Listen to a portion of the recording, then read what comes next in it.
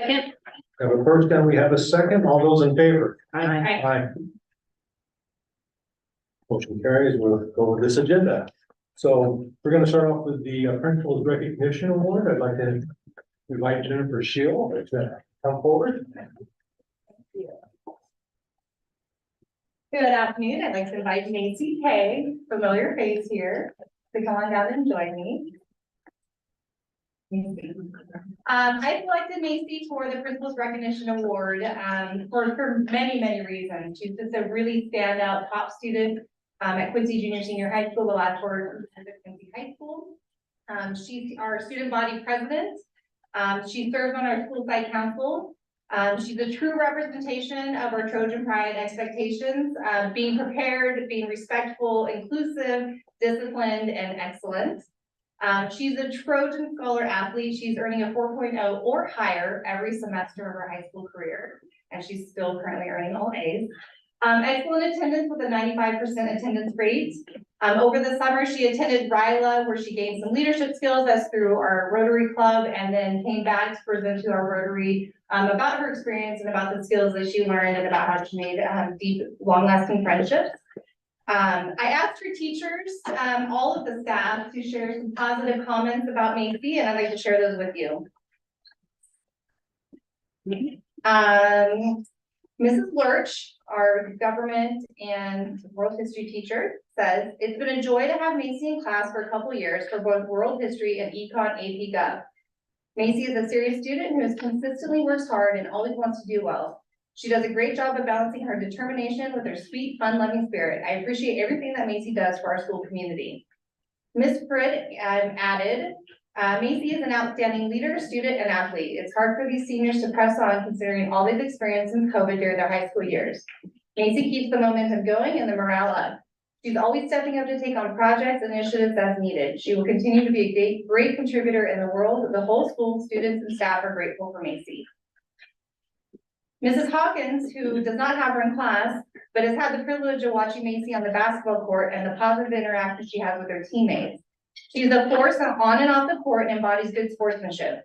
Her involvement with her senior class to plan and organize events goes above and beyond. She strives to make Quincy Junior Senior High School a better place, and her commitment to our school does not go unnoticed. Coach Grammer describes Macy as positive, coachable, and very proactive. And I had other staff members that do not have Macy in class, but they shared that even though she's not in class with them, that she's always kind and respectful. Our office staff or registrar says that she comes into the office, she's kind, respectful, and always has a smile on her face. And Macy, you are one of the type of students that just makes me so proud of her principal. So thank you for everything that you did for us.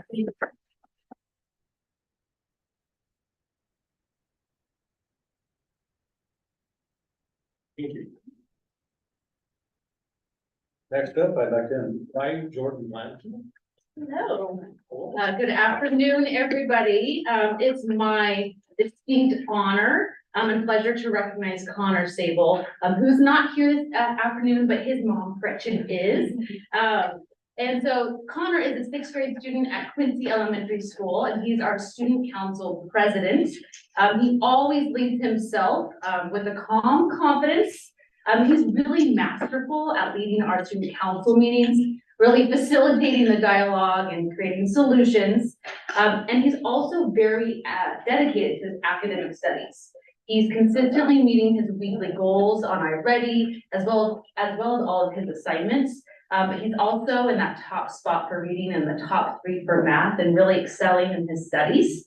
And outside of school, you might remember Connor as one of the leads in Christmas Story from West End Theater. You know, you shoot your eye out. That was him. When asking Miss Megan, she said that he is an incredible asset, a strong leader, and a hard worker. And she's so lucky to have him at room 4 at QES. And Mr. Russo, his 5th grade teacher, had the honor of also acting with him as the older Ralphie. He said that Connor is intelligent, kind, a talented individual who excels in academics, athletics, and the arts. His talents as an athlete and actor, combined with his leadership, make him a really standout student who set a really high bar for achievement. And we are so grateful to have him at Quincy Elementary. So just wanted to share that with Bridget.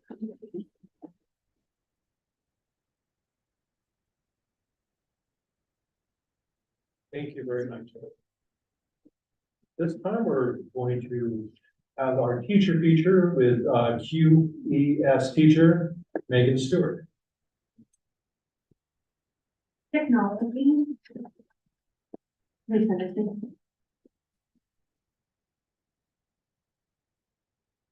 then.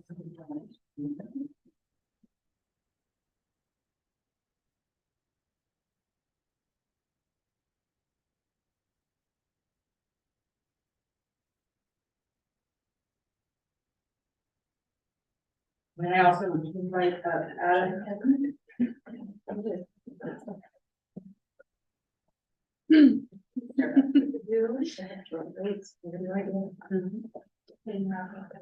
All right, so while we get our presentation loaded, I do want to present Miss Megan Stewart and some of her amazing students. All of our sixth graders contributed to our presentation today.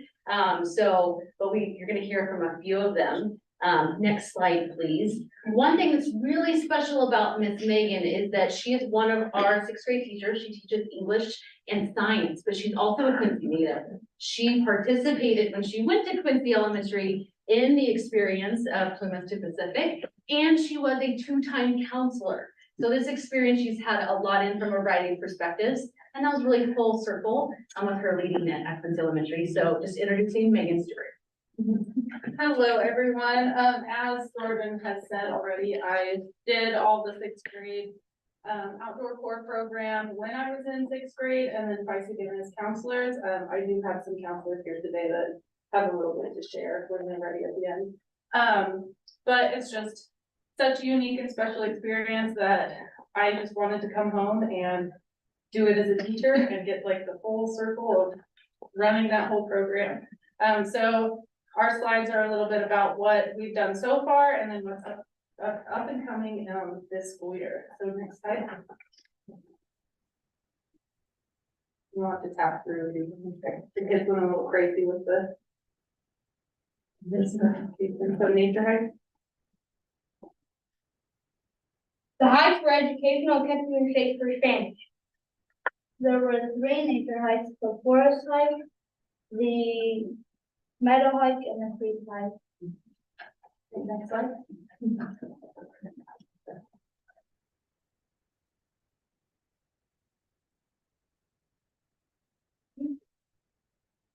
And this trip was a long and fun hike. It was a great adventure we stopped a lunch at the Granite Rock Slide. We hiked to the top through rock drop, and overall it was a really fun hike. It's a 9-mile hike that they get to do in sixth grade. Pretty big deal for them. And a little bit about our campfires while we're at the camp.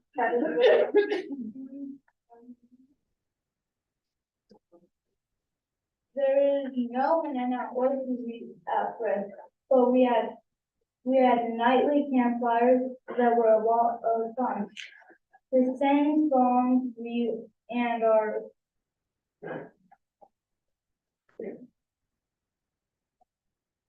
counselors helped us perform skits. My favorite song we sang was Little Red Wagon. We sang it and sang it to this day.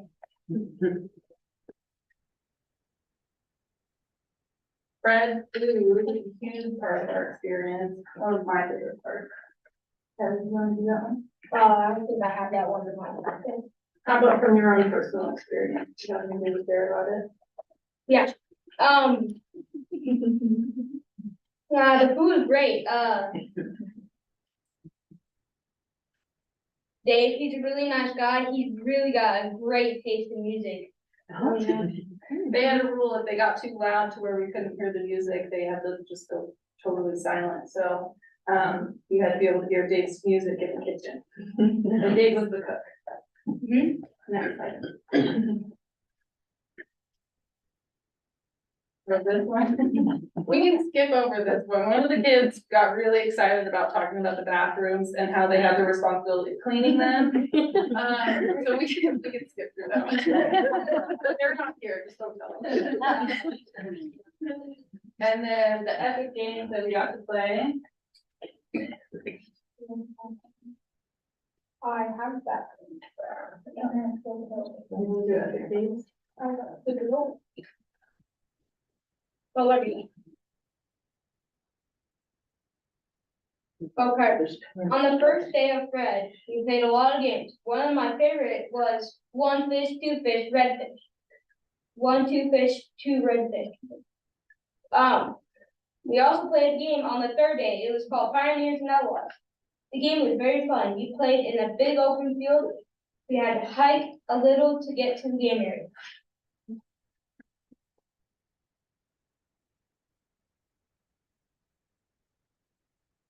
So all of those slides were just about Fred or outdoor ed, as we would call it. That was probably the big kickoff event, the thing that got the kids excited. And then we lead into a whole year, every month of different field trips. We did the Headwaters field trip where we hiked from the top of Claremont and came down and found our first drop of water. Next slide. We did the American Valley Services District field trip when we had Dave and Mike from the water district come and talk about domestic and municipal water supply. So bringing that into their homes and into the businesses around town and really getting them to notice how important our water is and how special it is too. Seeing where it comes from. And then tomorrow we're doing snow school. So we're going out using different types of measuring instruments and teaching the kids how to really understand the importance of snowpack and snowfall and where our water comes from in the Sierras. And snow caves. And there's only a foot of snow up there. I know, kind of bummed about it. And then the town reach mapping where the water goes through town, under roads, through people's houses, all kinds of different things. And then out into the valley, which is the next one.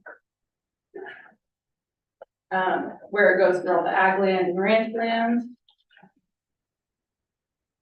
And then eventually whitewater rafting, which is probably one of my favorite field trips. It's not overnight anymore. That was one of my favorite experiences when I was in 6th grade, but it's so much fun. And the kids just get to be real time and they get to hang out with some students from Feather College too.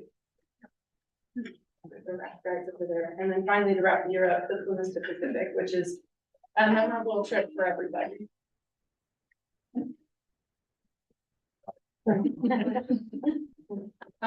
But yeah, that's why I am teaching 6th grade. That's why I plan to stay in the community. The experiences that I've had growing up here are one of a kind. So that is the last one, counselors. Sorry, there's one more. And then our lovely counselors. Tatum, do you want to stand and just share a little bit? I know we're tight on time.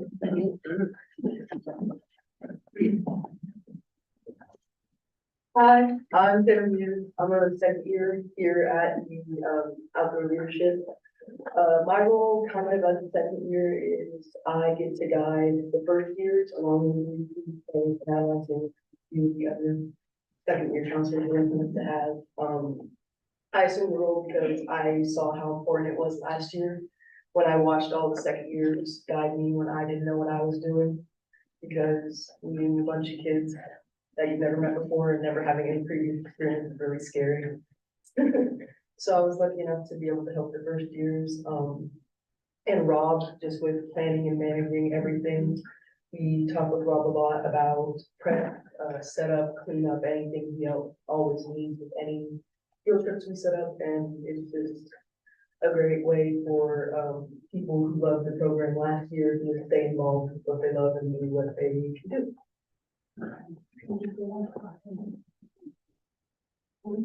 Oh, thank you, everybody, for listening.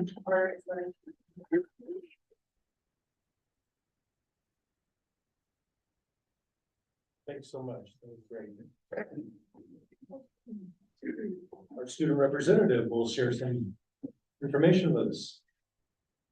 Alright, so as of now, our ASB leadership is planning and organizing our football event, and if you don't know what that is, it's like a homecoming, but for basketball. It's kind of different this year because our Friday game is now in Portola, so we're having to switch it up this year, but we're all planning that and accommodating the differences. Our junior class is organizing the winter formal, that will lead after, which is like the end of the week, super fun dance that we have. A really proud moment that I have is our girls basketball team is ranked first in league with a record of 17 wins and 4 losses all season. They've taken home 2 first place trophies as well as a 3rd place trophy in a Division II tournament. As of last night, we now have 18 wins over our win at Chester. We now have our ski team back up and running with races happening every Friday. And then our varsity boys basketball team is ranked 3rd in league with the win over Chester last night. Our cheerleading team was placed 2nd at the last 2 cheer competitions. Daniel Nickerson placed 3rd at the NorCal Beast tournament, and our wrestling team is doing very well. Our junior high winter formal was a success, planned by our ASB leadership. Our honor band traveled to Chico State University on the 12th of January, staying the night and doing a bunch of fun things down there. Our peer educator group delivered Christmas toys to the elementary schools right before break. We have organized and formed a bowling club. And then CSF Club is working on organizing and fundraising for an end of the year field trip.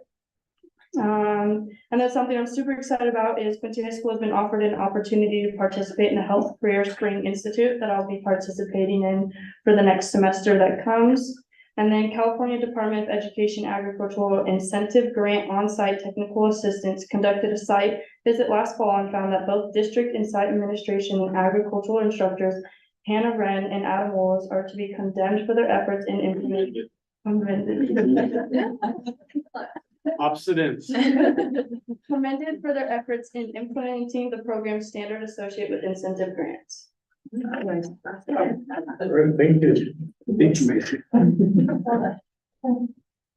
Now is the time and place for public input. Just a few things I wanted to mention. The board is not permitted under California law to respond to any comments are made, so I hope that expectation is not there. Also, there is a 3-minute time limit for each person who addresses the governing board during public input. And speaker, in addition to the 3-minute time limit, which will be monitored, there is a limit of 20 minutes per topic. With that being said, so far I have 2 persons who want to share some thoughts with us. I'd like to first call up Tracy Keppel.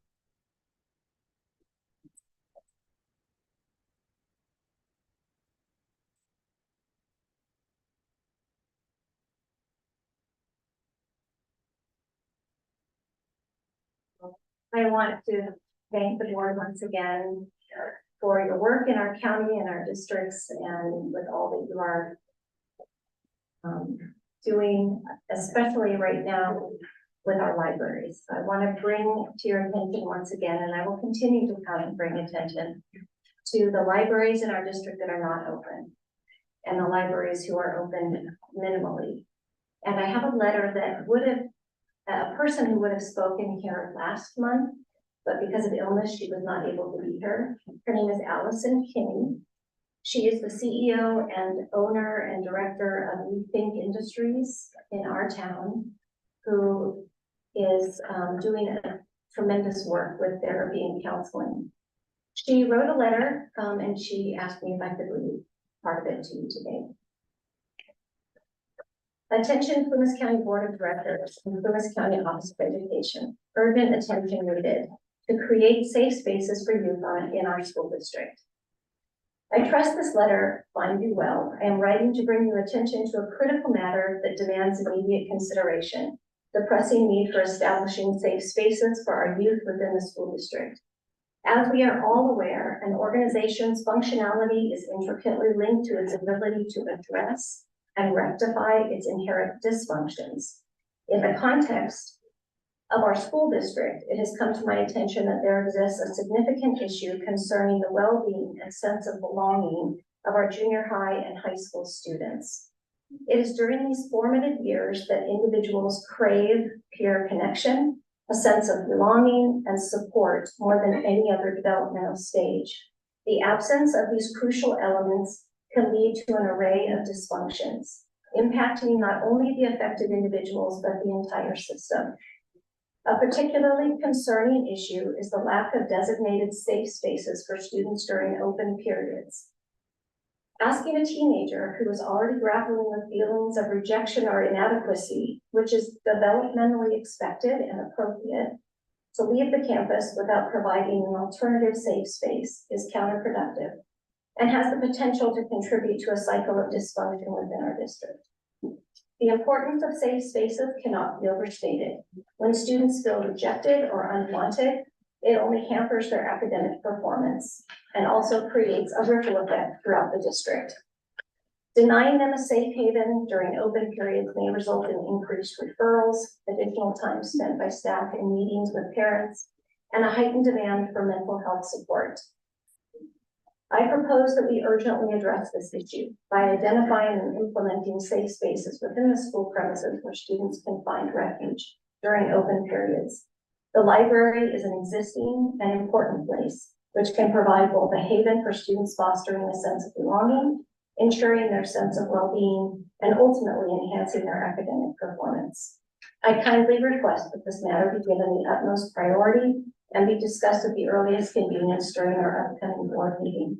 By proactively addressing this issue, we not only contribute to the well-being of our students, but also create an environment conducive to academic success and overall positive school culture. Thank you for your attention to this matter. I look forward to your prompt and positive response. Sincerely, Allison King. And I would just like to concur that this is something that can happen. Our libraries exist. Those spaces are filled with books and programs. We need them staffed. Thank you. Thank you. I'd like to invite Frank Kerry to come forward. Sorry for that little interruption. Yeah, how many things I have hanging off my belt when I go to meetings. Hello, my name is Frank Carey and I'm the fire chief here for Quincy Fire. I would like to thank you all for the decision to place Knox boxes at the school sites which were installed today at Quincy High School and at Pioneer Elementary. Quincy Elementary has already had theirs. That was a few years ago before I retired from the district. These boxes hold master keys and site maps that will allow fire, law enforcement, and medical to make access to the buildings. This was one of the problems we had during the full-scale exercise armed intruder drill, not being able to access the buildings at Quincy High School. It was a big problem. We ended up actually pulling keys off of a downed teacher that was shot, and that's how they make access. But with these Knox boxes, which we keep in their master keys that and floor plans for every site, that will let us know that we are able to get in, not only with fire, but law enforcement and medical also. So thank you very much for that. And the knowledge we gain in being able to work together as fire, medical, and law enforcement in these type of drills as a unified command is so valuable. It is my hope that more training like armed intruder, fire safety, and medical will be available to all staff and students. We are not immune to these types of emergency situations up here in our beautiful Plymouth County. Thank you very much for your time, for what you do for this this county and for the school district. Thank you. Thank you. There being no further public comment, I invite Assistant Superintendent Christy Warren to provide us with I-ready update.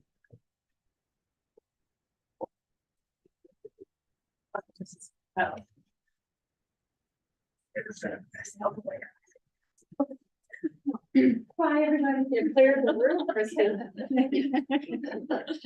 All right, so thank you for those of you that are sticking around for the rest of the meeting. Tonight, I'm happy to share with you just kind of a mid-year update on our academic progress.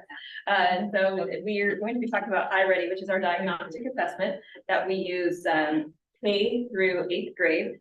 And we're gonna talk about it in two ways. One of them is proficiency and one of growth. We use it for ELA and math. So our schedule is first through sixth grade assesses 4 times per year. It really aligns with the diagnostic at the beginning of the year and then with the trimester report card. Our 7th and 8th graders assess 3 times per year, beginning of year, end of year, mid-year. And then our Ks come on board with 3 times. We give them a little bit more time to come on in September and October. So right now we're kind of right here in the middle, the January, February. Our 7th and 8th graders are doing their testing window right now. They have till the end of the semester, which is in a couple weeks. Okay. So we're going to take a look first at reading. And so this data is for 1st through 6th grade. They're the ones who have completed 2 diagnostics so far. And in reading, you can see broken down by grade level, the diagnostic 1, which was the first couple weeks of the year, and then around the end of November was diagnostic 2 in the trimester. And so you can see, good news, everything's trending in the right direction, right? We want to see those graphs go up. Okay, you can see that the highest grade level there is going to be that green line, which is 3rd grade. So going from about, I'm going to estimate about 28 to maybe 38% proficiency, and that is students who are at grade level or above in reading. You can see that our lowest one there is 1st grade in red, starting at about 8, still showing growth to about 14%. And so we want to see all of those continue to trend in that same direction for the year. And the other 2 dots are 7th and 8th grade. We don't have the second assessment yet for that. Okay. When we look at math, again, we see trends in the right direction, which is a good thing. And so that biggest, I would say the highest slope, this is math here, the green one is once again going to be 3rd grade, going from again about 5% to nearly 20%. So that's huge growth amongst our 3rd graders as well. You can see overall math is a bit lower. You compare the 2 between reading and math, something we're working on and actively addressing with all of our teachers and principals and trying to improve. The other way we look at progress is by looking at growth. And so we can have students who grow significantly, yet still remain below grade level. If you're a 5th grader and you go from 2nd grade to 3rd grade reading level, that's awesome. That's growth, but you're still going to show up as underperforming. But we want to acknowledge the growth that we're seeing. Our goal is 1 year's growth in 1 year's time, although some students need to make 2 years growth in the same amount of time in order to get caught up. So our minimum standard would be 1 year's growth in 1 year time. On this chart, once again, 1st through 6th grade in reading, we can see that for our 1st graders, 40% of our 1st graders have met their growth goal for the year. That is right where we want them to be. Okay, at the end of the year, we want to see those at 100%, but we were about, November, 40% of the way through the year. It's right where they wanted to be. 3rd and 4th grade are a little bit ahead of schedule, and you can see 5th and 6th grade and 2nd maybe a little bit behind on schedule for that. Okay. When we look at math, same thing. We want to see these to be 100% by the end of the year. We can see 1st grade, looks like 3rd, 4th, 2nd, 6th grade, 60%, and 5th grade a little bit lower. We typically see historically a drop at the 5th grade level, the math performance especially. If you remember your 5th grade math, it gets very hard at that point in time. And if you don't have solid math fluency, our students really begin to struggle there. And so we can identify that and help them, especially with iReady personalized instruction to help them fill in those gaps. So with this data, I've had one-on-ones with each of our principals. We look at the data, we look at the, by grade level. I didn't give you site data today, but I do have that, and that's what I talk about with each principal. They share with their sites and teachers and have follow-up conversations as needed, sharing success and also highlighting areas for growth as well. We're really monitoring our personalized instruction right now, which is 45 minutes per week in reading and math. With Jordan and Kevin here, both doing a great job, like all of our principals, in supporting that and helping our teachers meet that goal every week. We'll continue our assessment calendar. We'll do our 7th and 8th graders, and I'll have that data report at the end of the month with that. And we continue throughout the year. So. One question. So on that one-to-one, are you feeling like that the teachers do have the time to do that dedicated 45 minutes? I mean, like they're really getting the classroom time to be able to do that? Yeah, I would say overall, yes. We do have some pockets and some identified areas of teachers that we can support and maybe prioritizing it differently. And we're having those one-on-one conversations for them that we're doing. Okay. So yeah, but overall, we do have some teachers actually are doing too much. Okay, we watch carefully because we also don't want too much time on screens on this. So we could just go both ways and look at it from both ends. That makes sense. So, sorry, listen. I have several questions, but first of all, so how do you do? You're talking about 45 minutes per week per student? How is that possible with one teacher in a classroom? That's kind of what you were asking, but I guess I'm just. Okay, so it's all done on the computer. So iReady does a personalized learning plan for each student. So all students in the class are doing their iReady minutes, but what I'm doing is different than Jessica, Missy, and based on their assessment results. No, it's not one-on-one with the teacher. Okay. Yeah, and our recommendation is 15 minutes a day, 4 days a week, gives you a little lead time there in case something comes up. Smaller chunks are better. Some classes do 30 minutes, so as long as we can get to 45. And then a couple other questions. One is on the literacy coaches that's on the service contracts. How is that? How does that fit in with kind of the plan to make improvements, I guess? On the service contract, I'm trying to think which one. It's the literacy coach training for next fall. The phonics, Phonics, yeah. yeah, With the this- service. Is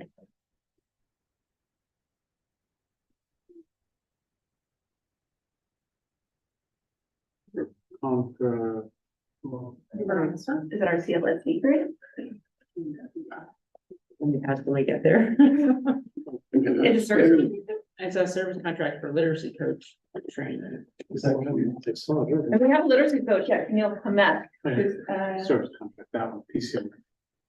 Literacy coach, professional development, training. oh, that's over $1 million, largest pot of money, is that one? That one? Yeah. So we That's How what we're that, paying for it. got it, thank you.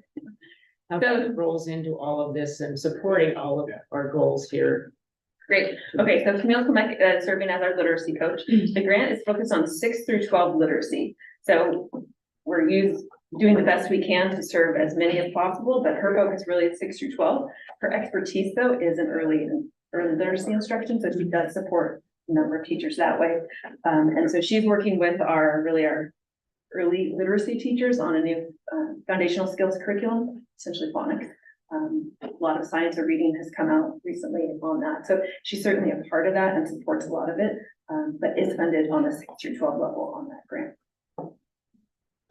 So the grant that's on there, the income coming in is going to not only extend the use of this person in this position, but it's also going to talk about training. This is also comes with like the email we just got, the $500,000 email. Yeah. So you've got two things. We actually, the $500,000 email we just got that is going to continue this work for multiple years, for Camille. And then we have to come up with a training plan for how we're going to develop that person to work with our teachers. And so we've got funding to do that. And it's all not general fund funding, it's grants that we've been awarded. So it's looking at two different things. So I think it's a little thrown off because we're actually in year 3 of the Yeah. grant. And I don't know why it's still on the agenda today because we're finishing up the grant right now. Mhm. Oh, that other stuff. Sorry, Yeah. I'm a little confused. So, yeah, that's finishing, and then we just got, like, the $500,000 email that's going to continue this work for 3 years. What do we have specifically though for the younger grades? Well, the focus of the new grant is going to be able to keep the same person in the position, but it shifts now towards leading development or literacy development at the K through 6 level. So we're gonna be able to take this person who's an expert in primary grade literacy, who's been working this year in 6 through 12, and put them where they belong. And focus and start working with the folks district wide. So, Yeah, I mean, right now, we focus on excellent first round instruction, tier 1. Right, so our teachers doing a great job for the first round instruction. Then we really rely on iReady for that personalized learning for intervention. We also have intervention teachers at each of our elementary sites that work one-on-one or small group. We have a lot of our elementary teachers, K through 3, who've done the science of reading training. Getting reading right is what we call it. There's a couple different options. So there's a lot happening right now with early literacy.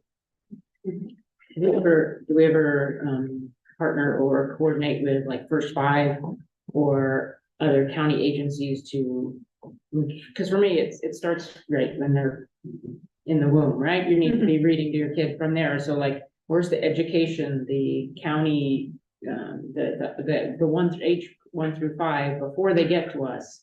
How can we improve that? Is there any conversations around that? And I don't know if that's what First 5 does, but it, But I would say it's even bigger than First 5. There's a lot with UPK, Universal Pre-Kindergarten right now. We have Rachel Brothers on the county side, who serves as our coordinator and liaison between all of our early literacy preschool providers, conducts professional development or links them up with professional development. Lots of things happening with that, as well as supports our TK teachers. So I really think she is the link between the preschool and the TKK environment for us.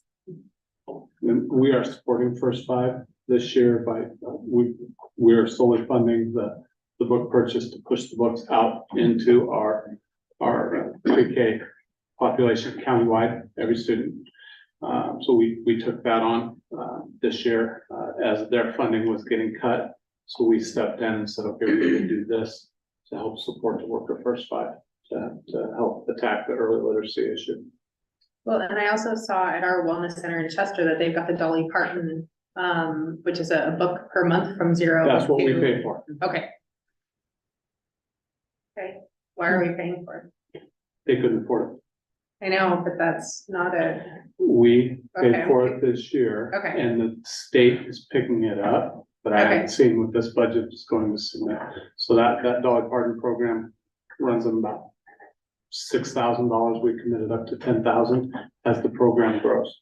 okay, then the program changed, so, because 10 years ago, there was no fee Yeah. for the program. No, there is, Okay, no, good to know. We have worked with Pam Beckler, because that's her side and push out information countywide on that program. Okay, Yep. no, awesome, thank you. Great question. Let's talk about student achievement academics. Thank you. That was it for information purposes only. Oh. So. well, you got more information. Student wellness with our Director of Student Services. Hi, guys.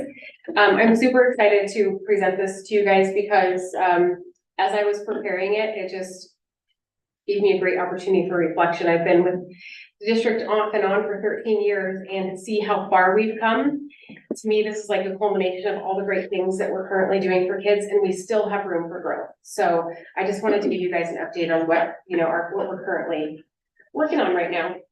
As you guys know, the COVID-19 pandemic really hit our schools hard, and the social emotional needs of our students, it's not the same anymore. And so an organization, Castle, they're the Collaborative for Social Emotional Learning. They've been doing some research on this, and really it's all about providing our schools with high quality SEL, social emotional curriculum and opportunities in order for our students to just meet their basic needs so they're available for learning, right? So as a reminder, everything that we do are grounded in our high fives, right? So increasing our students who are reading on grade level. Christy just shared that exciting stuff with you. What we're doing with chronic absenteeism, which I'll share with you just a little bit. Increasing our CAS scores, meeting our A through G requirements, and no student under a C at our campuses. But as you know, if a student is not emotionally available, they're not going to meet any of these goals. So we're really in our state making a shift in meeting those needs of our students so that they have everything they need so they can come to school mentally prepared to learn. So I'm going to share with you our current practices. And you guys have probably seen this, but I just didn't want to assume that you have a solid understanding of what MTSS is. So our current practices at our school site, we really started this process in 2019, and then it obviously got derailed. And we did what was called MTSS Lite for a couple of years, but we're like full board now. But it's called, MTSS stands for multi-tiered systems of supports. So each of our sites have developed a plan to support the academic, social, emotional, behavior, and attendance needs of students. Before it was just the 3, and this year, last year we added an SEL, and then this year we have added an attendance. So we're looking to meet the needs of the whole child, right? And we do that through a tiered approach. So at tier 1, we set the expectations, the school culture, what are our non-negotiables in these 4 areas. And theoretically, or data shows that 80% of those kids are going to meet standards in that area, right? So what do we do with the other kids? We create a plan to support those 4 areas for our, what we say, tier 2 needs. And so that is small group instruction. Some schools do after school help, any sort of small group instruction that helps them. Then some of our kids, so that's the core instruction, right, at tier 1, and then tier 2 is core plus more. Well, some kids still won't respond. You know, 5 to 10% of our students will not respond at tier 1 and tier 2, so we need to make sure that we're meeting the needs of all of our students, and so they get core plus more, which is tier 3 supports, and that's more of the one-on-one stuff. So each of our sites, this year, by the end of the year, we'll have an MTSS handbook that you could look at and be like, what are the supports that that specific school provides? All right, next.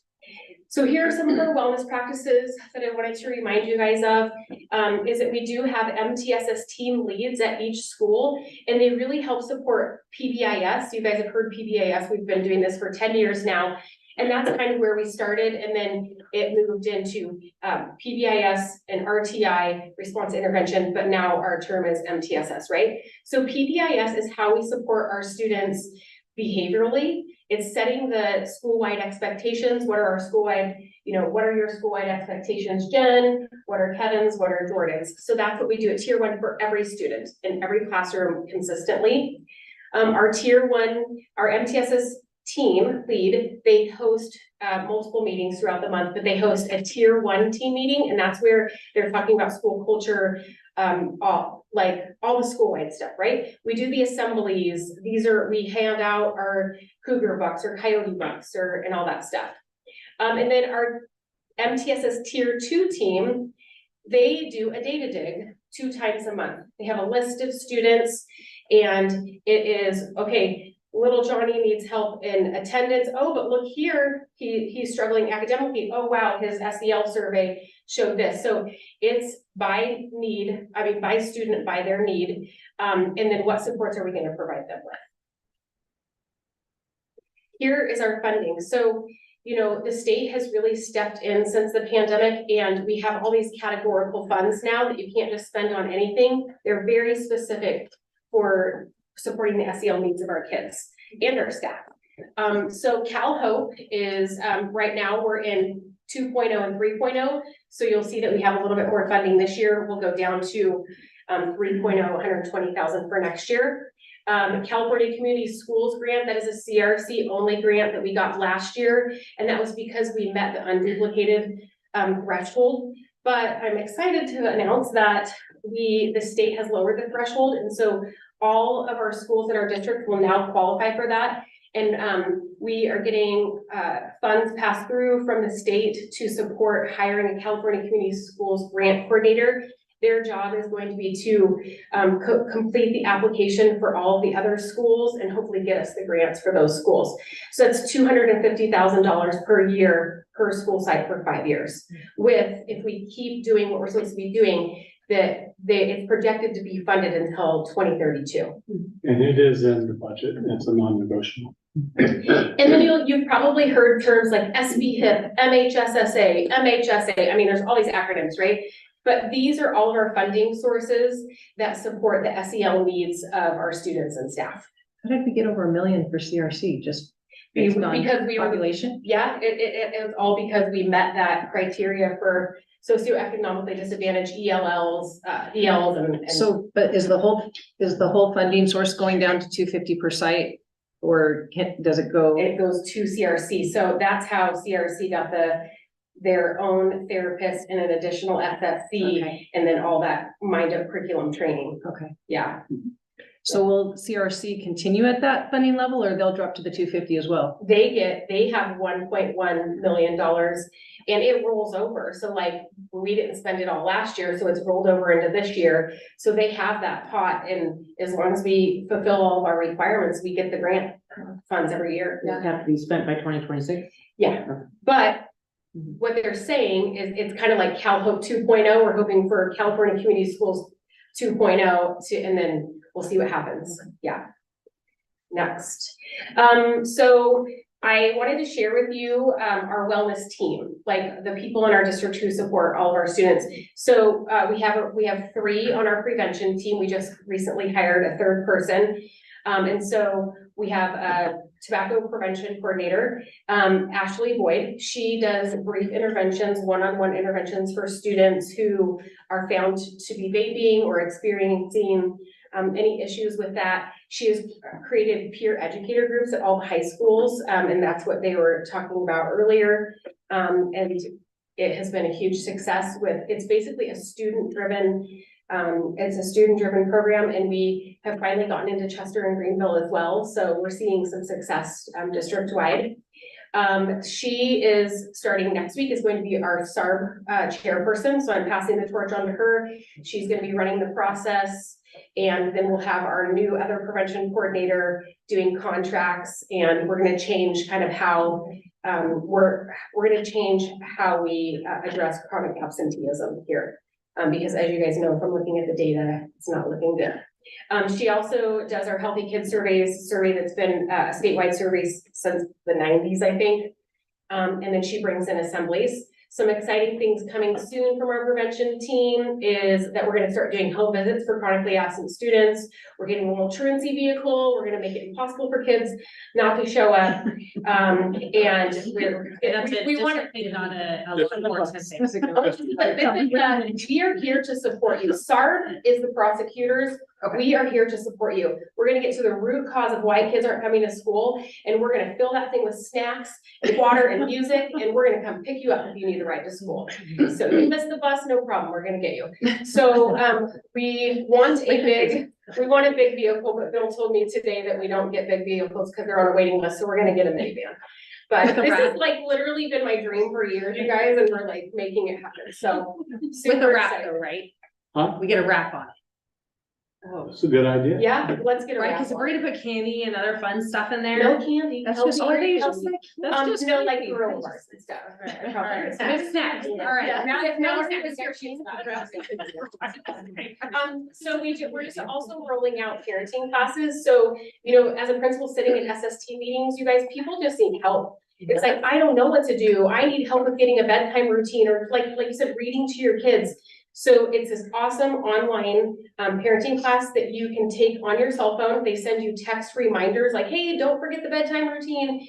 So we purchased 50 licenses to start for littles and big kids. Mind blowing. And then, I know, it is, but this is the This is state. where we're at. Yeah, I know. The state, Leslie. So we need to be there to support these families, right? So we have 100 licenses right now. So if a principal's in an SST meeting with a family and they're like, look, I can't, we can offer this to them. We're gonna pilot it this year. If it's a success, then our prevention team are gonna train the trainers, and they're also gonna hold like nighttime workshops to help support that. And then in February, there are about 20 of us who are attending the youth mental health first aid training, and then we're also district-wide getting some training on how to support our foster and homeless youth. I know I'm running out of time, so okay. This is good information. A part of our wellness team are also our behavioral health therapists. When I was a teacher at CRC 13 years ago, I wouldn't even know how to reach a therapist. And today it is so easy. Like, we have families who could just click on our website. They could do their own intake. We do it in our schools through an SST meeting. We have 3 in-person providers now. We just added 3 e-therapists this year. And these provide that tier 3 support, the one-on-one actual therapy for our students. We're currently serving 118 students. So that's about 7% of that tier 3 population. So we're right where we need to be. We do have some open slots luckily still too. So these therapists work directly with our student services coordinators. So you look at it like a teacher to a teacher's aide. The therapist is the teacher, the SSC is the teacher's aide. Once that student receives the therapy, however many minutes a month they get, they share the treatment plan with the SSC, and the SSC is to follow up with those students and just make sure that those supports keep going for that student until their next therapy visit. And these therapists are like they're already for children. I mean, that's their specialty, and so that's what they only California trained, they're specific. yeah. Okay. Mhm, yeah. And that's why we made the shift this year, Chelsea, because we really needed better trained therapists, and so e-therapy has just been really impressive. We're super happy with them so far. Just started September 5th with them. And then probably like confidentiality side too. All of it, yeah. I mean, they have to go through all the trainings. They have to, yeah, all the trainings that we go through, they have to meet California state requirements for therapists. So yeah, they're completely trained. Yeah. And so then another part of our wellness team are our student services coordinators. We have 7 of them who currently serve 614 students. So 36% of our students receive ongoing support from our SSCs. So what they do is they serve on our MTSS Tier 1 and Tier 2 teams. They support those treatment plans with our behavioral health therapists. They provide instruction in the classroom, either in a whole group, so they can go into a whole class and support, like, I need you to teach Mind Up Mind Up curriculum 1 time per week, where there's 2, the teacher and that person are in there. They go in and teach, they do mindfulness with them. So they'll do that in a large group setting for some teachers, mostly some of our new teachers who just need support with that. And then they do small group. Once they looked at MTSS Tier 2 data, they're like, oh wow, this group of kids could really use some help in this area. So they'll do that. They also provide one-to-one mentoring for those students who are just, like we've shown through discipline referrals, boy, little Johnny just really needs help with self-regulation right now. And the classroom teacher doesn't have the time. They don't meet the criteria for therapy. And so we're gonna do 6 weeks worth of self-regulation. So not every site is up with all of those yet, but I'm so excited that we're actually fully staffed for the first time. We hold regular meetings. I'm in communication with them frequently, and they're attending several trainings throughout, starting in February until June. And I feel like we're really gonna be where we need to be with, like, actually being the support provider for the therapists. And those trainings have deliverables as well. Yeah, yeah, Cool. yeah, yep. So our social emotional curriculum, we've kind of been like dabbling with SEL curriculum for quite a few years. At CRC, we started the Mind Up curriculum in 2018. But this year we're just getting more intentional about it. We're looking through the curriculum that is council approved through that collaborative, and it just means that it's vetted. And so these are examples of some. We use Mind Up curriculum, we use Toolbox, we use Character Strong Kids, and Panorama. So that is the platform we use for the surveys every month. They have a whole section that's called Playbook, and you can literally search anything, and it's like chronic absenteeism. It's like, let's get to the root cause. Here's a questionnaire that you use in SST meetings. So we have found that to be a whole additional curriculum, as well as collecting data on social emotional needs. I think, is that it? Oh, I wanted to share, so a part of our Cal Hope grant is that twice a year in October and March or April, we have to complete a survey with all students grades 4 through 12. And we share this data with UC Berkeley. And this summer, I'm so excited that we're gonna get like statewide data. And so this is just one piece, right? Like, we know that not every kid fills out the survey, or, you know, you'll see the kid go click, click, click, but it's just one piece of information for us that will help us determine how to meet the needs of the kids. So we did it in October. We had 80% participation, and here's what we have so far. So 66% of our kids feel a sense of belonging. 56% of our students, they really struggle with challenging feelings. 79% of our students, they have positive feelings. 67% feel like they have a positive school climate, and Stay focused. can stay focused, yeah. And then the thing that I'm the most proud of, and I really feel like it's because of our wellness team, 85% of our students feel like they have a relationship with someone. And as you guys know, like, just having that one trusted adult on campus could be the thing that saves a kid who's struggling. So we will do this same survey again in March, and then have some great statewide data. And I think. And it's like a whole series of questions, like within each of those categories. Yeah, so those are the categories, and there are 2 to 4 questions within each. in each category. So, and you know, there are kids who will just like click through it. And then when you go as a teacher or when your MTS is tier 2, you know, you're like, oh, look at that little Joe Leal. He hasn't done his survey for, you know, and you can go ask them like, hey, buddy, why aren't you doing your survey? This is really super important. And just kind of not call them out on it, but just get some more information from them about it. Do you have any questions that I can address? No, thank you. Yeah. Great info. Transportation safety plan. All right, same plan we've been approving for years. The first one, we're looking for approval tonight for the transportation safety plan. It's ed code required that we do this every year. The plan in a nutshell outlines expectations for transportation and ridership. It outlines how we determine our bus stops, process, how to safely ride the bus, wait for the bus, get on the bus, get off the bus. It's basically a standard operating manual for our transportation. So we'll bring that today for approval. Does anybody have any questions about that?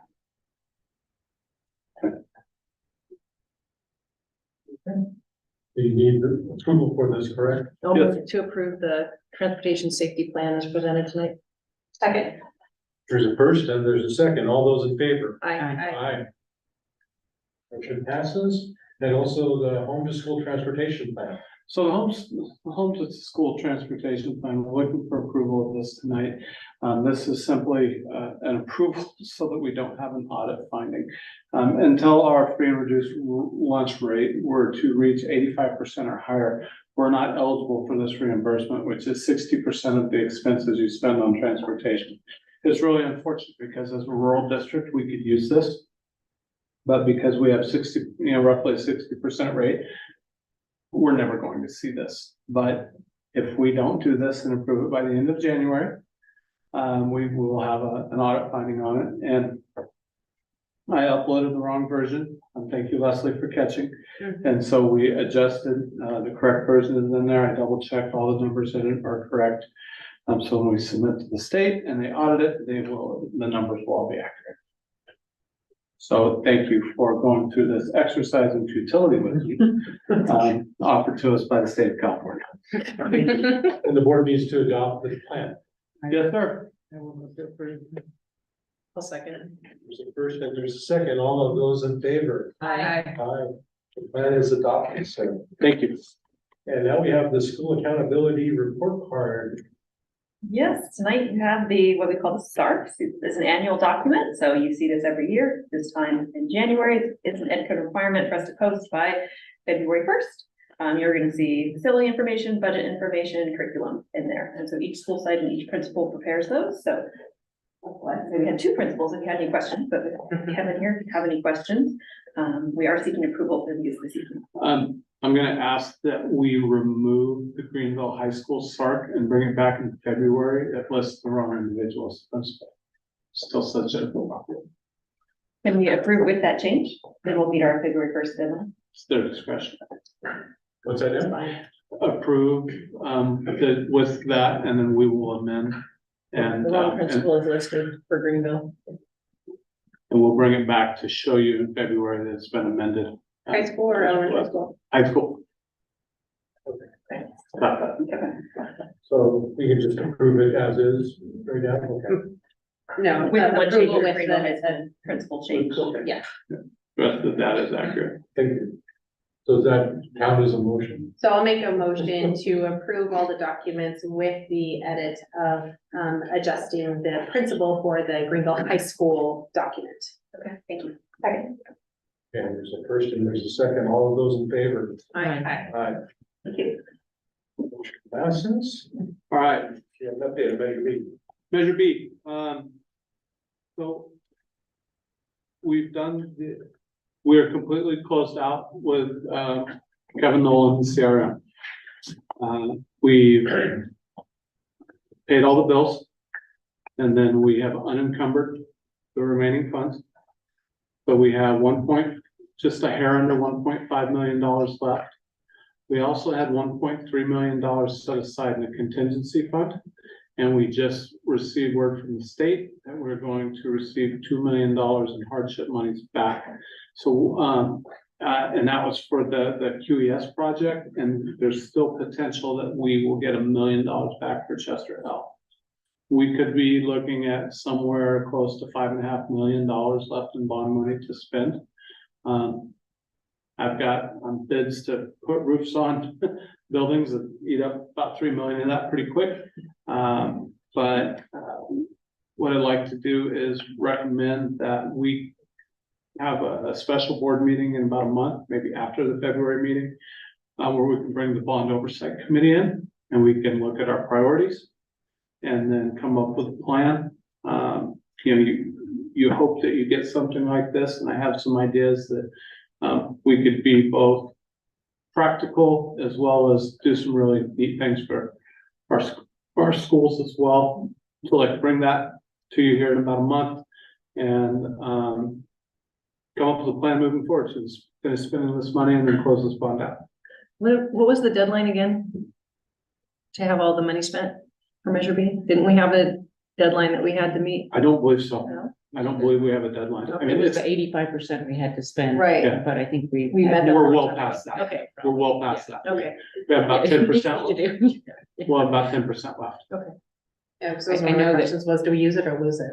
I mean, Yeah, no, it's, we're, this last bit, we can be very meticulous with and really, I think we can do some neat things as well as some things that solidify our district infrastructure for decades to come. I think we had talked before about having like a contingency pot too, so that in case, you know, not that anything unexpected ever happens around here. That was No, that I don't think it's $1.3 million set aside. So that was, Okay. there was, that's included in that number that Okay. if we get the CES number, the CES amount, I think it will have a little over 5 million, like 5.2 left to spend. So, we'll have, when we come together and do that, I'll send out a poll, get some availability for everybody. We'll be able to break down, we'll have project breakdown, we'll have all those original information sessions you guys gathered that set priorities for the different areas, and we'll go from there. Sound good? Yeah. So Measure B is closed out, So, or anything is in particular you're done right recommending? now. Huh? Is there anything in particular you're recommending? Well, that we need to approve? no, sir.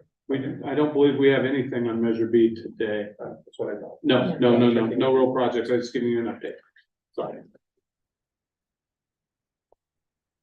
And then the next is our general fund projects.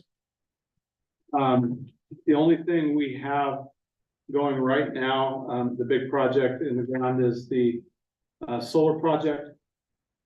We have a change order here for $25,000, and that was for the very first phase at Quincy High School.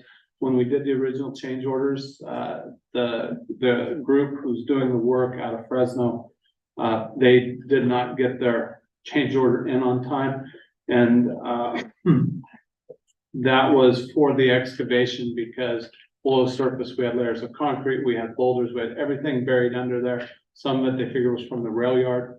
And so when they sampled that parking lot, they took 3 6-inch core samples over that whole 100 and nearly 50 feet. And they just happened to not hit anything on those. And so it was a huge mess. And so you get to $25,000 really quick when you're paying 4 people prevailing wage and having to bring in special equipment. So that's what that change order is. I'm looking for approval of that. And then I'll give you, I can give you also an update on the solar projects. So you've been to Chester High School, you see the legs going up. Well, they're all engineered, they're all to spec, except the fact that the steel producer didn't get the memo on how tall they were supposed to be because we changed the footing foundation. However, they're going to be surrounded by a fence because they're not covered. And so the company called me today and said, if you'll take those, we will credit you $44,000 to your invoice. And that covers the change order for these new crazy fancy foundations they're gonna have to do in Greenville, that they're gonna have to put drains in to separate holding to pump all the water out while they pour. It's outrageous process, but it's because the groundwater is at 4.5 feet. And every time they dig a hole, it floods. And so that the credit back for solar panels that really should have been ground mount anyway, is going to pay for that. So, you know, every once in a while things work out. But I've assured them that everything else for the other sites is gonna be the right height. You know, especially out here at Quincy, when it's attached into that parking lot.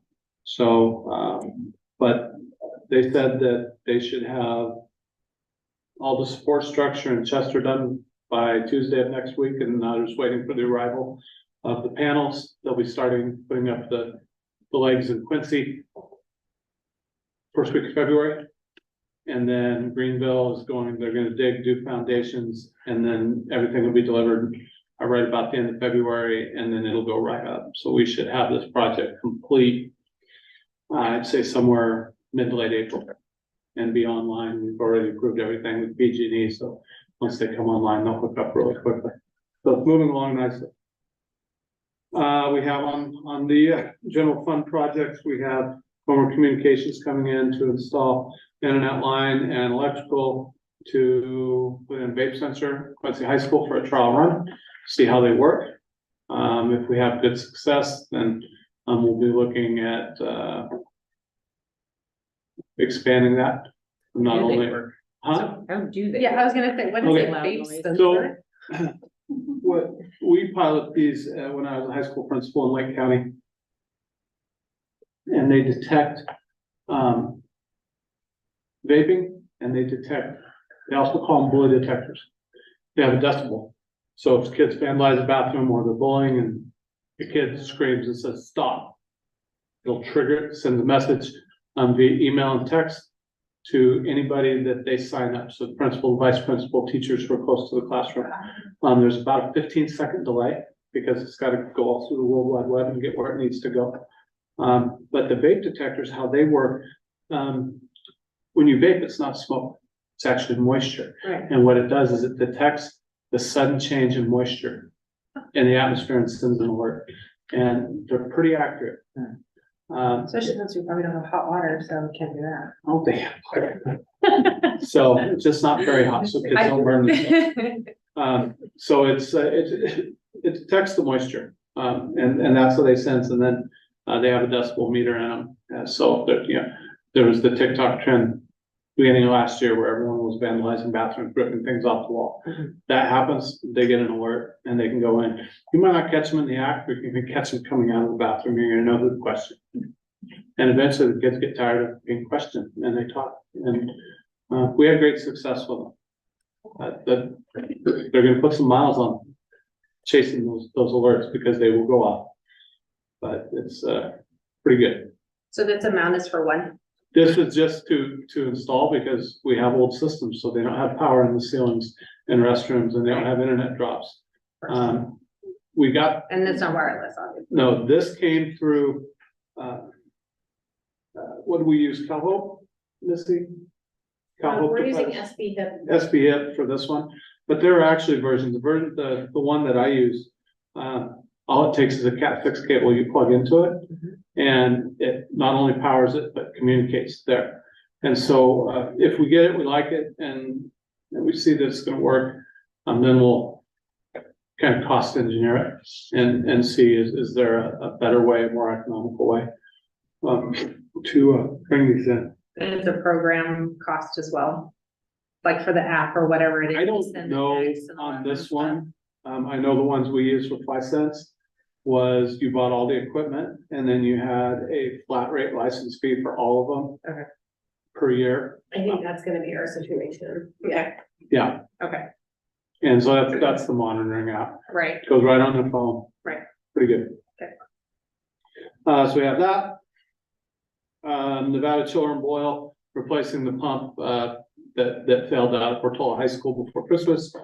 And then we have just a Desert Fire contract to come in and do our sprinkler system inspections. So I'm looking for approval for these items. and we use a different company for Quincy? Cause I see this is only for Toll and Chester, for fire. Actually, I think they've probably already been done. Oh, it's Yeah, they don't do them all at once, just a different time of year. different time of year. Okay. I want to approve. Second. First, and there's a second, all those in favor? Aye. Aye. Okay, it's approved. And, For Williams, quarterly report, yeah. no complaints. So, we have to approve PUSD pay. Information. Informational, so we had no reports for PCOE or PUSD. All right, thank you. That was The Chris. LCAP 2023-24 mid-year report. All right, that's the title, exactly what it is, mid-year report. So this is a required document, and you also have the LCAP, that's a federal addendum on there, which is a requirement for federal funding to complete. So, a couple highlights from the LCAP mid-year update of things that I saw when I was putting in some mid-year data. You'll see that some things we have data for, some things mid-year we don't have that yet. Obviously, state test scores aren't done yet. I want to highlight attendance, and so while we're still working on it, I just want to acknowledge the great progress that we and Missy and all of our school sites are making. When I pulled the data to prepare for this, we were at 30% chronic. Last year, we were at 65%. That was an end of the year mark, so mid-year. So again, trending in the right direction. 30% is significantly higher than the state average. So something we're definitely working on, but we are making progress on that. So that's a good thing. I also wanted to highlight our English learner progress rate, which I thought was pretty high at 57%, an increase from I think 38% last year. Sherry Cash, our EL teacher out in Portola, is doing a great job supporting not only Portola High CRC, but district-wide as well. Small numbers of EL students around our district. So those were a couple notable highlights of this year. So we are seeking your approval tonight, particularly for the LCAP federal addendum, so that we can continue to receive those funds. Any questions on the mid-year update or anything you noticed or questioned about? A lot of numbers. And I do. Just take them together. Yeah, we can take them together, and I do want to, show my appreciation for Mallory and the business office who do all the fiscal side of the LCAP reporting. There's a significant amount of time that goes into that as well. So, yeah, together is fine. Is it a program for you, or is this literally manual data entry for you? Oh, no, we use a program called Document Tracking Service, and they do our SARCs as well, and they roll over from year to year and import from the state. So Okay. there is a template from like a Word doc you can use, but I would recommend we continue to use DTF. Pay a small fee, but well worth it. Especially for how many pages I'm seeing and how much data entry looks like, so that's what I was curious. Okay, thank you. For approval. So, I'll second. First and a second, all those in favor? Aye. Aye. It's approved. And then we have an MOU. Okay, so the PUSD PCS comprehensive MOU outlines the services that we provide for the charter school as well as the mandated oversight that we provide for them. The adjustment you'll see, there's no adjustment in services, but the rates that they've been charged haven't been adjusted in half a decade. And so we brought them into alignment with different inflation and cost increases that we've seen statewide. Mallory was going to be here to present this, but in terms of services, we're offering no less. We're offering no less oversight, and we are not decreasing any expectations that we are still holding accountable. We get the opportunity to renegotiate the cost how often? Annually if we want, or We can. are they using any of those services though? They have to. They have no choice. This is for the oversight, the fiscal oversight, the programmatic oversight. Oh, So yeah, Christie okay. meets, it's all of that. That's, Okay. although we sponsor them, they have to pay for that. Right, but they're not using like our speech or occupational therapy or anything like No, that. they take care of all theirs. Yeah, okay. Yeah, and if they were to, there's a fee in there that's according, but they handle all of that themselves. But this outlines this comprehensive MOU. And this one's only a few pages long. Ours in Lake County where I came from was like 139 pages. Total. We had one for every district. So, very good. So looking for approval. I'll move to approve the comprehensive MOU between PUSD and PCS. Thank you. I'll second. Before I call for the vote, I do have a question. Sure. Visit the charter school at least annually. Who does that? And is that at all the sites or just the main one here in Quincy or? Christie does, and I also go visit, get a tour, what's going on. I actually attended board meeting in January, and they were very pleased because I gave them some solid recommendations on some policy changes. But Christie's out and about. And I go to the Manchester. Sorry, I have to keep something in. Good, we have a first and we have a second. All in favor? Aye. Aye, opposed? No one, the motion is approved. And, next up, we have a report on the mission, vision, core values and strategic goals. Yeah. So, how do we arrive here? You're fine. Okay, slide 2 is fine. So, this started when we went to the CSBA conference first fall, and, the members that went sat in on a way to get to our mission, vision, and goals with a goal of 95% or higher approval. We had a workshop with the board. We talked about this. We brought in our school leaders in 2023. We looked at updating. We looked, did they need to change? Did we like the foundation? Did we want to just, wordsmith? And part of the reason is, and I don't think there's anybody in education that will deny what we are doing now in schools versus what we were doing when these were written in 2017 is wildly different. Students are different. The atmosphere is different. The environment is different. We did that work. We synthesized it. I put out a staff parent survey, got feedback, and tonight's the first public read. About 10% response rate I got on this. So, I've heard it looked at either way, but generally, folks don't respond. They don't respond because they trust in what you're going to do. Those that want to have an opinion, express that opinion. And so that's what we're going to talk about tonight is just the data for each thing we revised and come up with a plan. So the mission statement, ironically, this is where we had the lowest level of agreement. And pretty much the consensus was, how come the mission statement doesn't have educate in it? And we talked about this because it's in the vision, it's in almost everything else. So we had 73% said, no, this is great, no revision. The 23% that suggested the minor revision is, let's replace nurture and educate. That was the main theme. And then the 4% that said start over, most of that was actually, there was nothing wrong with the first one. Like, okay, fair enough. So we have that. My recommendation on this one, and anything that we want to change, I'm going to ask for maybe 2 board members to serve as an ad hoc to work with myself and my cabinet to revise a couple of these. And then we'll bring it back in February for a final reading and approval so we can update. So the next one, our vision, 86% agree. I know we want it higher, but when you look at the 10% that suggested minor revisions, there was not 2 or 3 that were the same. They were all over the place. And that's really hard. When I look at those people that spoke after going through this in our little district, I'm like, you're telling me you got 98% approval with 40,000 kids in your district? Y'all telling the truth. So there's not one thing we could do to make this right for everybody. I'm going to suggest that we have a discussion about it. I'll have the actual suggestions that are there with the ad hoc. But I think this one is a good vision, and I recommend we stay with it. Goal 1. This was the goal with the lowest. And there was one main theme. We had 82% agreed with no revision. The suggest, some said start over. But what was coming across was how come it says core subjects and not all subjects?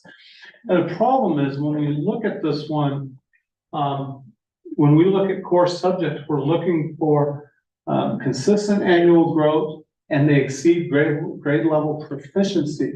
Grade level proficiency in electives is a little tricky. There's frameworks and standards that you can meet in these electives and different things and expected results. So we can have some discussion there about if we want to reword core subjects with all subjects. And I'm indifferent on that, so, you know, I'm at the pleasure of the board on this, so we'll have a discussion and see, but, really good starting point for this goal. And then we do really well these last ones, you know, goal 2, our financial sustainability, 91% agree, no revision. No consistent suggestions for change. Some people said, this should not be a goal, it should be an expectation. Like, fair enough, but it is a goal, and it's to help keep our eye on the prize about what we do, and, you know, we need to make sure folks know that, yes, these are district goals, but as district goals, they are board goals. And board goals revolve around policy, they revolve around financial stability, and then, you know, the other things are auxiliary. So, good goal though, good goal. Next, goal 3, recruit, retain a highly skilled, engaged, student-focused workforce while investing in ongoing professional development and career growth.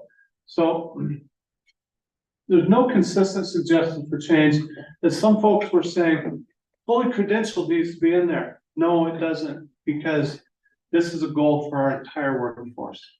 And we want highly skilled, engaged, student-focused workforce. I want my maintenance operation team to want to do well and make sure schools are safe, so kids have a safe place to learn, and they're focused on that. So I don't suggest any changes to this. I think this one's right on the money. Goal 4, family community, enhance family engagement, community partnerships while establishing our goals. 88% agree, no revision. 3% suggest minor revision. 9% suggested, and I didn't put this in writing because I was really offended, because the majority of the feedback was schools shouldn't be community resources or community hubs. And that is like a state goal. That is like in our LCAP. It's everywhere. And I was like, I'm not going to put that on there because I'm not going to let someone pull that as a quote somewhere down the line. And I was like, no. So this goal is really right where it needs to be. And, you know, we have to do a better job of educating our communities that we're a resource, we're a hub, and this is where we want people. Goal 5. All facilities maintain and improve a safe, clean, innovative educational environments that cultivate a sense of pride. I think this one's right where it was. There was 1%, and then in the 7%, well, in the comments that suggested start over, keep the previous version, and 1% everything. The main suggestion was a reference to upgrading and modernization of our older buildings, because not everything got upgraded with Measure B funds. And so, you know, you could look at that as a reference to roofs starting to deteriorate and things like that. But I think we're in a good spot here as well, but, you know, we could have a conversation and maybe add upgrading and modernization if that's something the board wants to do. And last goal. And this one, the 13% that said, you know, start over, keep the previous version. The main comments were, this isn't a relevant goal, but a goal on leadership is a goal for the school board. And how you as a group help lead us to cultivate leadership from all different angles, from all different positions and classifications. And I think this is a great goal to have to help keep the school board's focus and eye on the prize. So I actually do not suggest that we do much with this, because it's really right on point for what we're trying to do. Is it not relevant? Sometimes I was like, So anyway, next slide. So our next steps, you know, we'll get an ad hoc committee. You guys can let me know a couple people who want to be interested. We'll come together, have a little work group with cabinet, and then we'll bring this back for a final adoption in February update. I think we're really off to a great start and really close to getting these updated to match the current educational environment. Not only in our county, but in the state of California. Questions? That was a lot. You learned. And you're awake. I appreciate that. I'd like to volunteer to be part of the group. Okay. One more? And you can check, okay, Chelsea, all right. Unless we'll be one. Good. You go for it. I have a couple of things already I would. Please, and so other board members, make notes, send me suggestions. Sure. And then we'll bring those to ad hoc, and then, we'll share those back out. Okay. Yes, please do, appreciate that. And Leslie's very busy right now with me working on bringing those stuff.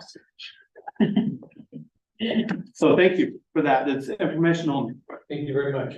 And you have the report containing various Okay. items for us. So, superintendent's report, so I'm gonna start with very easy, I'm happy to report that we've filled the library media specialist position at Quincy Junior Senior High School. All the paperwork, everything is cleared, that person's going to start next Tuesday. We're working, Christy is working with Principal Shield about, looking at funding, expanding hours, and then we're looking at sustainability, because that's what Quincy High School is requesting. I'm not hearing complaints from the other high schools, because they're making it work. They're making it work for their school site. And so we want to continue to, if this is something Quincy wants to champion and they want to move, we want to support Quincy High School. And if what's going on in the other schools, if they're okay with that and they feel comfortable, then we'll do that. And then as we start to develop the budget, we will, we're going to be looking at, is there an opportunity to bring on at least a credentialed librarian for our district if we so happen could find one. But you need to know, when you look at the governor's budget, he only cut one thing, and it was library programs. So we recognize, we support the work that Tracy Keppel and her advocacy is doing, and we're working with Quincy High School to address those needs. And if the other high schools or other schools say we need more, we're open for the discussion, but we want to keep those decisions community-based as much as we can. Could we hear, it doesn't need to be long, but could we hear from the other principals about how they are addressing it? Yeah, I will, what I can do is because we don't come back for another month, I'll reach out to them, ask them to give me kind of a report, and I'll send those to all of you about what they're doing, what it looks like in different schools. And how many hours their current library is staffed? Happy to do that. Well, and one of the comments that I read during that I was listening to that letter that Tracy read this time. And then remembering some of what the kids were saying, it was about safe places, not a library, it was about safe place. Yeah. So I don't know if that's the shift in conversation, is talking about, do our kids have safe places to go? Because one of the comments that I also put on, or that I wrote down, was that they have to go off campus if they don't have a class, which I asked my son, because he's taking 3 online courses, and that's not the case. He doesn't have to leave campus. And I think the other I don't thing understand that. I would say on this, and it's obviously not something we're taking action on, is, we added a bunch of electives at Quincy High Schools this year to offer kids different opportunities. Yeah. And we want to encourage them to take those classes and not take the off campus. Just because it says we need so many units to graduate doesn't mean it doesn't hurt you to experience other things. That's what different CTE courses and electives are about. It's not just earning credits, it's about exposing yourself to different things. So, I think there's a difference, maybe a different messaging in there. Letting you know, we're making progress. We're still digging in on this. I know you're meeting with the Friends of Quincy Library. Quincy Library. Yeah, and looking at maybe doing some volunteer work. We just have to be careful with that. We might run into a union issue. So that's my question. How many hours will this new person be working? It's 15 hours a week, which is increased from where it was. And we're looking at the funding that they have available to see if she wants to increase her hours. So that would be like 3 hours, 5 days a week, or how? 4 days a week. 4 days a week. 5 hours, 3 days a week, 8:15 to 1:15, whatever that 5 hours. Through the beginning of school through lunch. Tuesday, Wednesday, Thursday. I believe, yeah, Tuesday, Wednesday, Thursday, middle of the week. So if you could find the volunteers for, say, Monday and Friday mornings, I think that would really help open the availability if that's what they want to do. But we will have to get clearance from the CSEA to be able to do that. And if we get volunteers, we're happy to open that conversation up. Okay. now the last part, okay? And this is, it's gonna be brief, but it's heartfelt. Normally when we honor groups, we do a resolution, but, January, as you may know, is School Board Recognition Month, and I wasn't about to bring a resolution for you guys to approve to pat yourself on the back. You need to be told that you're appreciated. And so it's January School Board Recognition Month, where we recognize over 5,000 school district and county offices of education trustees. As we celebrate School Board Appreciation Month, I wanted to take a moment to express my gratitude and the gratitude of my team for your unwavering dedication to our schools and our community. Your tireless efforts have not gone unnoticed, and I'm truly grateful for all that you do. Your commitment to education and the betterment of our youth is inspiring. Your leadership and guidance have helped to shape our schools into safe, nurturing, learning environments where our children can thrive. As board members, you work tirelessly to ensure that our students have access to high-quality education and resources to help them succeed in all areas of life. So thank you for your countless hours of service and for always putting the needs of our students first. Your hard work and dedication are truly appreciated. We are lucky to have such an incredible team of school board members leading the charge in Plymouth County. Thank you for your service to our students and staff at PCOE and PUSD. So, thank you. We recognize you. We need to clap for you. And so that concludes my report. But you have some policy revisions. And we have some policy revisions. The big one in the policy revisions is we updated the graduation requirements to include ethnic studies. Everything else is in line. These are recommended policies from CSBA to update and where we're at. So looking for recommendation to approve this in group. I'll move to approve the updated policies as supported here. Second. There's a first, second. I assume this won't affect the graduation for seniors this year. No, sir. Okay. Class of 2030. What's that? The class of 2030 is. Okay. All those in favor? Aye. Aye. Motion carries. What else? We have the consent items, starting with the minutes from the December 13th, 2023 meeting. I'll move to approve the minutes as submitted. Second. There's a first and a second. All those in favor? Aye. Aye. Any abstentions or anything? Okay. Passes. Then we have the PUSD check registers for the month of December 2023.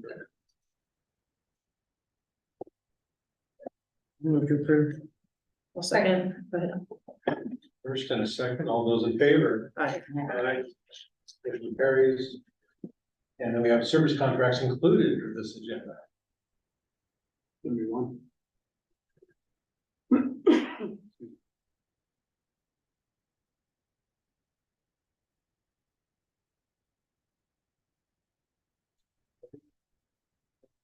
Approve. I'll second. First and a second. All those in favor? Aye. Passes. And we have we have donations. There.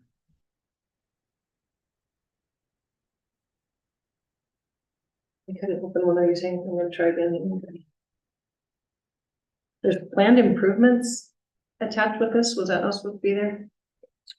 It is supposed to be there because oftentimes when a large donation comes in, the board wants to be sure that there are no strings attached. Okay. So that donation, This is that what. person, the this is donor what has it met is. with the high school principal at Portola Okay. and has agreed that the money that he's donating is going to go toward completion of those plans. Okay.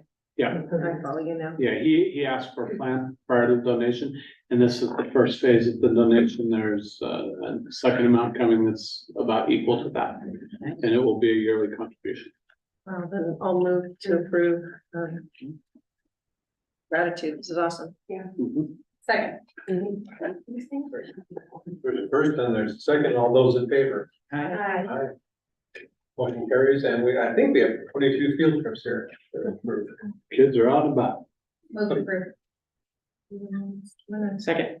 And I just thank you for looking at them and being able to take some action on a possible new Yes, Thank you. Think So just Chrissy wanted to- Warren was very helpful with that, making sure that, we have funding available for the other high schools to also, participate in the trip to Ashland, Oregon in May. So thank you for your extra work on that. I appreciate it. Any other comments before we call for the vote? Okay, all those in favor? Aye. Carries. And I think we're heading into closed session right now.